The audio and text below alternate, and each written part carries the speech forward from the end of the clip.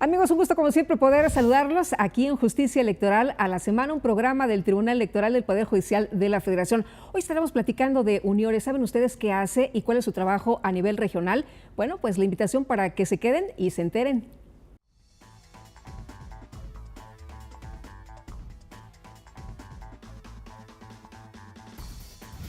El magistrado presidente del Tribunal Electoral del Poder Judicial de la Federación, Felipe Alfredo Fuentes Barrera, encabezó la reunión del Comité de Coordinación y Seguimiento de la Unión Interamericana de Organismos Electorales, Uniore, y destacó que una alianza continental como la Uniore es indispensable para fortalecer el desarrollo democrático de los países que la integran, contribuyendo a la paz y al progreso de la región. Por su parte, el magistrado José Luis Vargas Valdés pidió, en el marco de la reunión del Comité de Coordinación y Seguimiento de la Uniore, propiciar una mejor calidad de derechos políticos y electorales a la ciudadanía y fortalecer en lo individual cada uno de los sistemas e instituciones electorales. El presidente del INE, Lorenzo Córdoba, destacó el trabajo y la unidad de la Uniore, pues los riesgos para la democracia en los tiempos de desinformación son graves y la cooperación resulta indispensable. En cuanto a los organismos electorales internacionales, dijo que a través de la Uniore se han constituido un blindaje electoral para cada uno de los países miembros. La Uniore nació en Caracas, Venezuela, en 1991 y aglutina a 31 organismos electorales de 24 países del continente americano y el Caribe, con el fin de impulsar el intercambio de información, estimular la participación de observadores electorales en comicios y formular recomendaciones a sus agremiados, así como apoyo y asistencia. Actualmente es presidida por México a través del Instituto Nacional Electoral y el Tribunal Electoral del Poder Judicial de la Federación hasta 2020. Bueno, les quiero presentar a nuestro invitado en esta ocasión, José Thompson. Él es director ejecutivo del Instituto Interamericano de Derechos Humanos y titular también de la Secretaría Ejecutiva de Uniore, de esta Unión Interamericana de Organismos Electorales. José, qué gusto saludarte de nuevo. Hace mucho que no te veía. Sí, es un gusto para mí estar por acá. Nuevamente, siempre un gusto estar en México en general y por supuesto con ustedes acá en la justicia electoral. Oye, una de las cosas que te quiero preguntar para entrarle, para que nuestros amigos sepan, ¿por qué es importante el papel de la Unión Interamericana de Organismos Electorales? Y lo que decíamos al principio, al presentar este programa, ¿cuál es su papel, cuál es su trabajo en la región? Sí, bueno, la Uniore tiene una característica muy particular. Es en suelo americano donde nacieron las asociaciones de organismos electorales. La primera que hubo en el mundo se fundó en Tikal, Guatemala, que es el protocolo de Tikal, es la más antigua. Eso estamos hablando de 1985. Apenas 6 años después se crea Uniore, 1991, y esta agrupa a los organismos electorales desde Canadá hasta Chile. Y eso la convierte en la asociación más grande, no solamente en esta parte del mundo, sino también en una de las más activas. Uniore acumula, junto con su Secretaría Ejecutiva, más de 300 misiones de observación electoral. Y esta parte del mundo es la más intensa en proyectos de cooperación horizontal, en donde detectas una posibilidad de colaborar con otro organismo porque tienes una fortaleza en esa área, y este otro organismo, por pertenencia a la asociación, por solidaridad institucional, te facilita técnicos, técnicas, destrezas, situaciones que permiten entonces fortalecer los procesos electorales en los distintos países. Oye, en esta región siempre tenemos procesos electorales. Ustedes tienen muchos observadores, pero ¿esto es suficiente? ¿Qué es lo que más les llama la atención? ¿Qué es lo que ustedes revisan? ¿Qué es lo que ustedes están observando en la región? ¿Cuáles son los países de interés? ¿Son todos los procesos electorales? ¿Solamente los presidenciales, las gubernaturas? ¿De qué se trata? Bueno, en general nosotros vamos a la observación de procesos que sean para la elección de autoridades públicas. En principio no participamos, por ejemplo, en las elecciones internas de los partidos, que en alguna oportunidad nos lo han solicitado, o de corporaciones que no sean públicas y que sin embargo puedan tener interés en alguna presencia internacional. Fuera de eso, si son locales, regionales, nacionales, presidenciales, en realidad va a depender un poco de si establecemos los mecanismos de contacto y de cooperación con los organismos anfitriones para poder llevar adelante la observación. Y en ese sentido, cualquier país nos es interesante. Hay países en los cuales la observación internacional es más valorada, digamos, es un elemento de legitimidad mucho más fuerte, entonces estamos presentes más veces porque nos invitan y quieren que estemos allá, ¿no? México es uno de los casos. Ustedes ciertamente han estado muy abiertos a todos los procesos de veeduría internacional. Y que esto ha cambiado en los últimos años, ¿verdad? ¿Te acordarás? Esto cambió muy fuertemente. Era una gran noticia cuando decíamos, vienen los observadores electorales. Sí, claro, y de hecho, técnicamente en este país no somos observadores, somos visitantes extranjeros. Pues la figura del observador está reservada para entidades nacionales, ¿no? Pero eso no nos ha afectado en nada, y por cierto que hubo una evolución importantísima aquí en México, en donde fuimos pasando de una relativa lejanía de sus pares en otras partes del mundo, a que ahora más bien México interactúe, y no solamente con la región, sino también con otras partes de otras regiones del mundo, ¿no? Y en ese sentido, para nosotros estar en México siempre es interesante, ¿no? Porque ustedes además tienen una característica en este país, que no hemos venido a dos elecciones que tengan exactamente las mismas reglas. O sea, no se parecen. No, además... Siempre estamos modificando, ¿no? Siempre estamos modificando las normas. Y siempre hay una búsqueda de algo que también la UNIORE como espíritu tiene, que es, no hay sistema electoral perfecto. Claro. Eso vuelve todo sistema perfectible. Oye, te quiero preguntar algo. Sí. ¿Hemos modificado las reglas para bien o para mal? ¿Cómo has visto tú? ¿Hemos evolucionado o cómo andamos? Bueno, yo lo que creo, a mí me parece siempre interesante la reforma en México, porque ustedes han tenido un nivel de originalidad y de valentía en la reforma que sorprende. Por ejemplo, ustedes llegaron y le encomendaron al INE una competencia que ningún organismo electoral tiene en el mundo, que es el monitoreo de medios de comunicación para emitir un dictamen o un criterio acerca de si están dando una cobertura equitativa a las opciones que existen en un proceso electoral. Es que la exigencia era piso parejo, ¿no? Sí, bueno, pero eso nadie lo hace en el mundo. Por lo menos nadie lo hace desde un organismo electoral. Este tipo de acciones las encuentra uno en la sociedad civil, que entonces sí hace este monitoreo. Yo lo que diría es que cada reforma de ustedes, a quienes somos además académicos, nos resulta interesante porque nos replantea el cuadro de situación. Hay que preguntarse en algún momento si ustedes quieren seguir reformando la reforma de la reforma de la reforma, pero es por supuesto su voluntad soberana y depende un poco de las experiencias de la campaña anterior, ¿no? Sí. Oye, y hablando de la campaña anterior, ¿cómo vieron en UNIORE lo que sucedió en una de las pues más grandes elecciones que tuvimos por el número de puestos, ¿no? de elección popular? Fue muy interesante para nosotros porque había, digamos, un traslado importante de competencias que antes se manejaba a nivel local a nivel nacional. Y también fue muy interesante por la concurrencia de procesos electorales y la dificultad o la complejidad que esto agregaba para el INE y por supuesto también para la justicia electoral a la hora de resolverlo. Pero también resultó que, por ejemplo, la elección sobre la cual a menudo se ponen todas las luces, que es la elección presidencial, pues se resolvió muy pronto y por un margen muy grande, y eso permite que no haya grandes tensiones en la jornada electoral. Una cosa que a nosotros como observadores nos pareció bien interesante y que tal vez a la gente ya se le olvidó, es que salieron los discursos de aceptación de la derrota de los candidatos que también estaban en la lista por la presidencia. No lo habíamos visto en elecciones anteriores. No, yo por lo menos que he tenido el gusto de acompañarlos en casi cada elección desde el año 2000, nunca lo había visto. Y lo cierto del caso es que eso fue muy importante, contribuyó a la poca tensión que hubiera, que se disipara, y creo que también habla bien de la evolución del espíritu democrático en este país. Ahora, ya que estamos en el área, ya que estamos en México, el Tribunal Electoral del Poder Judicial de la Federación, ¿cuál es el papel que ha presentado este tribunal y en conjunto con Uniore, cómo han trabajado? Platícanos, por favor.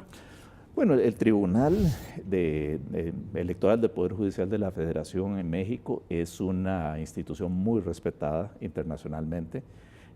Además, tiene un simbolismo muy grande porque su verdadera existencia y hasta los cambios de nombre por los que fue pasando hasta llegar a ser lo que es hoy en día, van de la mano con las verdaderas reformas del sistema político en México.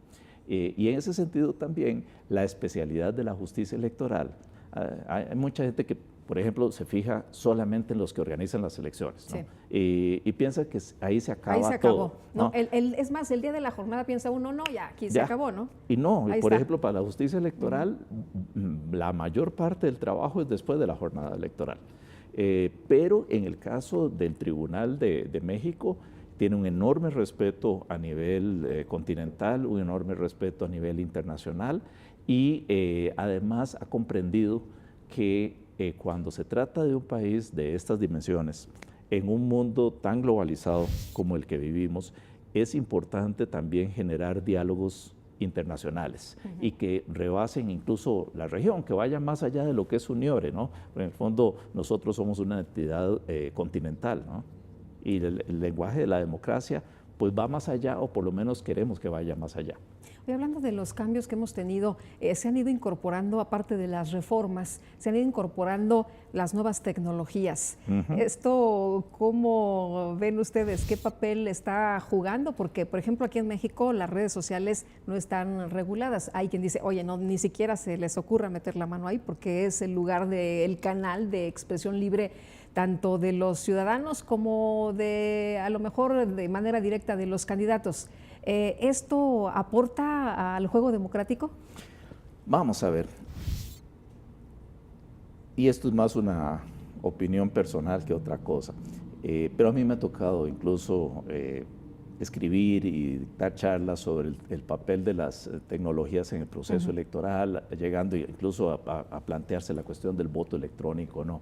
Pero quedándonos en la pregunta, vamos a ver, toda la revolución que hemos tenido con las tecnologías de la información y la comunicación ha significado un replanteamiento, uno, de la política, porque ya ahora hay otra forma de hacer política, y campañas como la de Bolsonaro en Brasil, que tuvo un énfasis muy grande en WhatsApp y que le permitió llegar a tanta gente sin rebasar por lo menos en principio, los topes de campaña, o la reciente elección en El Salvador, en donde Bukele prácticamente renunció a hacer la campaña tradicional y se enfocó a campaña en redes sociales. Y terminó presidente de El Salvador ganando en primera vuelta, algo que mucha gente pensaba que era imposible porque era uno de los países con bipartidismo más fuerte en el continente. Bueno, se logró. Y podríamos añadir muchos ejemplos más buenos y malos acerca de lo que es el uso de la política por medio de redes sociales. Pero también es cierto que las redes sociales nos están cambiando el nivel de responsabilidad en el mensaje. Hay mucha desinformación, las famosas fake news. Los bots. Sí, la posibilidad de incluso generar corrientes de opinión artificiales y todo esto no es lo mejor. Pensemos, por ejemplo, en una cantidad de regulaciones que se han establecido, digamos, la prohibición de aportes de dinero extranjero para una campaña. ¿Cómo frenas eso en el caso de redes sociales? Cuando fácilmente podrías estar alquilando una cantidad de robots en una cantidad de lugares para que reproduzcan tu propaganda o para que reproduzcan el envío de determinada información que te favorece o que desfavorece a tu rival. ¿Y cómo hacemos con eso? Prohibición de encuestas algunos días antes de la jornada electoral. ¿cómo evitamos que alguien publique por redes sociales? Sí. Esta es una encuesta que nos están pasando de Ecuador en este momento sobre México, de modo que viene de allá. Lo retuiteas y termina aquí, sí, ¿no? Sí. Entonces nos está planteando esos problemas y también nos está planteando otros. La política es compleja y sobre todo en los tiempos que vivimos, la política se nos ha complicado mucho. Estamos lidiando con problemas múltiples, con soluciones no fáciles, carecemos de aparatos ideológicos como que nos sirvan de motores para dar respuesta a las inquietudes de la gente y sin embargo las redes sociales nos obligan a simplificar. ¿Cómo se fortalece la democracia? Tengo entendido que ustedes acaban de tener una reunión muy importante donde se habló de muchísimos temas relevantes, pero si te parece bien, hacemos una pausa y regresamos de inmediato. Le quiero recordar que a través de redes sociales se pueden poner en contacto con nosotros.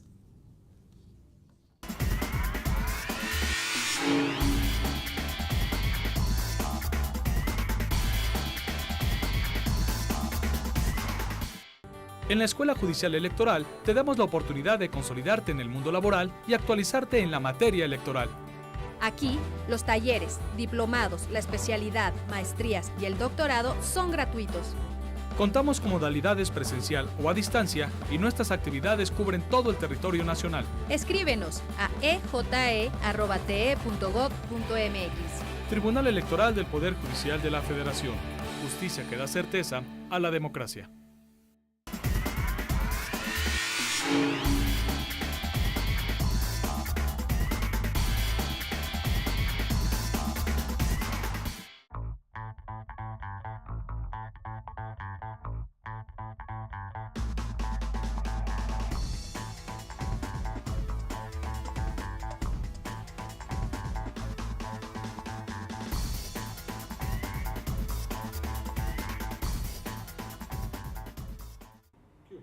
Estamos de regreso. Muchas gracias a ustedes que continúan con nosotros aquí en Justicia Electoral a la Semana. Y seguimos platicando, José.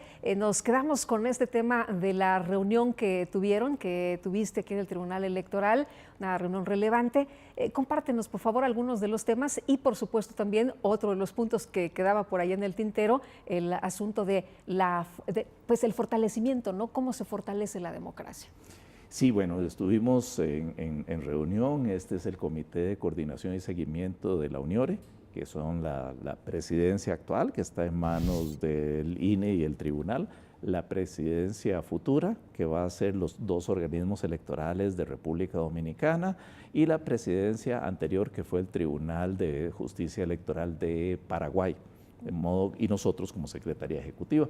Y fue bien interesante porque lo que hicimos fue darle seguimiento a los acuerdos de la última conferencia. Y dentro de ellos nos enfatizamos en tres campos. Fortalecer la observación, ya que tenemos tanta experiencia en observación y ya que la observación en UNIORE es diferente que en otras entidades, porque como hablábamos, el observado es parte de esa asociación, de modo que un poco tiene el deber de colaborar con esa observación y de facilitarla. También nos enfocamos en el tema de precisamente los desarrollos tecnológicos y su impacto en la labor de los organismos electorales y finalmente en el tema del fortalecimiento de las capacidades de los organismos electorales, de su autonomía y su independencia, que es un tema vital. Sí. Porque parece mentira, estamos en pleno siglo XXI y sin embargo alguna gente no comprende o no quiere comprender el papel central de los organismos electorales para el fortalecimiento de la democracia. Además, se luchó muchos años, José, para que los organismos fueran autónomos, dependían de los gobiernos. Hay tantos años de camino de recorrer para que estos organismos fueran autónomos, ¿no? Así es, así es. Y de esa autonomía se derivan cosas muy importantes. Principalmente el hecho de que no estén sujetos a una agenda política o que no puedan ceder a las presiones de los grupos, sean políticos o fácticos. De tal manera que es importantísimo, sobre todo en esta parte del mundo, es vital que los organismos electorales sean autónomos y ojalá independientes. ¿Por qué? Porque nosotros desarrollamos el modelo de organización electoral que precisamente se conoce como latinoamericano. Entidades autónomas, especializadas, permanentes que se hacen cargo de las elecciones. A mucha gente le sorprendería, por ejemplo, que en Europa la mayor parte del modelo europeo encomienda a una oficina del Poder Ejecutivo organizar las elecciones. Pero allá no tienen desconfianza. Bueno, no tienen desconfianza. Aquí sí.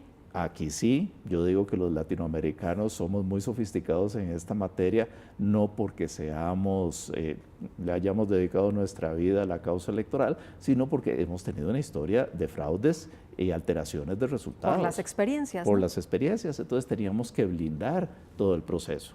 Y ahora a alguna gente eso se le olvida y piensa que los organismos electorales son, no sé, un gasto de dinero, son un estorbo en la agenda del poder. Y nada de eso. Sin los organismos electorales, por lo menos en América Latina, no podríamos pensar en el desarrollo democrático. Y algo para que meditemos. Cuando se nos empieza a deteriorar la democracia, porque lamentablemente estamos viendo en diferentes partes del mundo e incluso en la región cómo hay regresiones en los temas de la democracia, normalmente empiezan porque le metemos mano al organismo electoral, o le suprimimos su independencia, o lo cooptamos, y ese ya es un indicador de que las cosas no vienen bien. Por ejemplo, en estos países que mencionas, Venezuela, Nicaragua, ahí ustedes tienen observadores electorales, hacen algún tipo de, o dan un tipo de información, de reporte, hacen alguna evaluación y se le entregan a las autoridades. Hace rato que no nos invitan a Venezuela ni a Nicaragua a observar elecciones. Y en consecuencia eso nos limita lo que nosotros podamos, digamos, oficialmente. Y eso nos habla mucho de lo que está pasando, ¿no? Una cosa que uno puede decir es cuando un régimen se empieza a volver opaco a la observación internacional, no significa nada bueno. Hoy en día nos venden muchos discursos, ha resucitado la soberanía nacional, por ejemplo, y ahora en un mundo tan globalizado, tan interdependiente, pero hay mucha gente que empieza a decir, no, pero ¿para qué van a venir los extranjeros a decirnos nada? Como si no estuviéramos permanentemente intercambiando con el mundo, como si lo que sucede en algún país de África o de Asia no lo pudiéramos leer en el mismo tiempo que lo que sucede acá en México. Es decir, vivimos un mundo distinto y sin embargo esa resurrección de la soberanía nacional en realidad normalmente lo que hace es ocultar intenciones en donde no me vean, déjenme hacer lo que yo quiero, nosotros somos el poder y lo que le pase a una persona en este territorio no se debe involucrar a nadie más. Y eso no está bien, ni en derechos humanos ni en democracia. ¿Cómo fortalecemos a las instituciones? ¿Cómo les damos más poder? Precisamente para que no pase lo que estamos viendo en otras naciones, y cómo le hacemos precisamente en la región, pues para que todo el mundo esté enterado, esté bien informado. Bueno, yo creo que fortalecer las instituciones pasa por respetarlas, que la gente comprenda. Hay simplificaciones de la realidad, que toda la justicia es corrupta, que las instituciones electorales sobran. Esas son simplificaciones de una realidad muy, muy compleja. No podríamos existir como una sociedad pacífica sin justicia. No podríamos tener las elecciones como las tenemos en América Latina sin instituciones electorales. Entonces pasa por comprender y respetar, ¿no? Segundo, pasa por proveerla de los recursos adecuados. Tanto el funcionamiento del Estado como la democracia misma necesitan recursos para funcionar, y no podemos pensar que simplemente porque obtuvimos la democracia ya en adelante no tenemos que invertir en ella. Y en tercer lugar, y tal vez lo más importante, es como fuerzas políticas, como Congreso de la Nación, como Senado, busquemos a la mejor gente para las instituciones. No las busquemos por afinidad ideológica o política, busquémoslas por capacidad, por condición de incorruptible, por inteligencia porque una de las peores formas de debilitar una institución es nombrar ahí a gente inoperante y por lo tanto esa institución se va a volver prescindible. Y finalmente también comprender que la cosa pública, república viene de esa expresión, la cosa pública es de todos, no es un ente ajeno que yo tengo que sufragar por mis impuestos, sino que es en algo, digamos, que me representa y que al mismo tiempo desempeña funciones para mí y para todos los demás miembros de la sociedad. Ahora, en el tema de la información, te lo refería porque es importante que haya tribunales abiertos, es importante que los institutos electorales sean cada vez más abiertos, que se conozca cuál es su trabajo, qué es lo que se hace, por qué son relevantes, porque a veces la gente piensa que pues no se hace nada, ¿no? Que es un grupo de personas que solamente trabajan cuando hay elecciones y el resto de la vida se la pasan pues a lo mejor sin hacer nada. Sí, es una simplificación de nuevo. Y lo cierto del caso es que es una labor bien importante la que hacen las instituciones electorales. Ahí es donde el modelo latinoamericano se distingue de otros en otras partes del mundo. En el modelo latinoamericano estas entidades están siempre ocupadas, porque no solamente son entidades estrictamente electorales, son entidades de fortalecimiento de la democracia. Entonces tienen que estar viendo líneas de educación para la democracia, líneas de capacitación continua para su personal, desarrollos tecnológicos y de programas para hacer cada vez mejor lo que tienen que hacer, impugnaciones de actos electorales en el caso de la justicia, incluidos actos electorales dentro de los partidos políticos que tienen una vida permanente. Comprender esta complejidad y defenderla creo que significa también tener una mejor información. Por otro lado, las entidades electorales, como todo el aparato público, hoy en día tiene no solo la posibilidad, sino la necesidad de ser más transparente, de que la gente sepa mejor, si quiere saber, cómo se usan los recursos, cómo se emiten las resoluciones. Lo que pasa es que a veces queremos saber todo eso, pero queremos saberlo de forma simple. Claro. Y de nuevo queremos convertir algo complejo y polifacético en algo simple que pueda revisar en 5 minutos. Y esa ecuación no existe. Así que si quiero acercarme a las instituciones y comprender mejor lo que hacen y estar en una capacidad crítica de juzgarlas, tengo que estudiar y tengo que sentarme a comprenderlas. Muy bien, pues José, ha sido un gusto poder platicar contigo. Encantado. Muchísimas Siempre un placer gracias. estar por acá. Qué amable. Y muchas gracias también a usted por habernos acompañado en Justicia Electoral a la semana. Lo dejamos con este resumen de las actividades importantes aquí en el Tribunal Electoral y nosotros nos vemos la próxima. Que la pasen todos muy bien.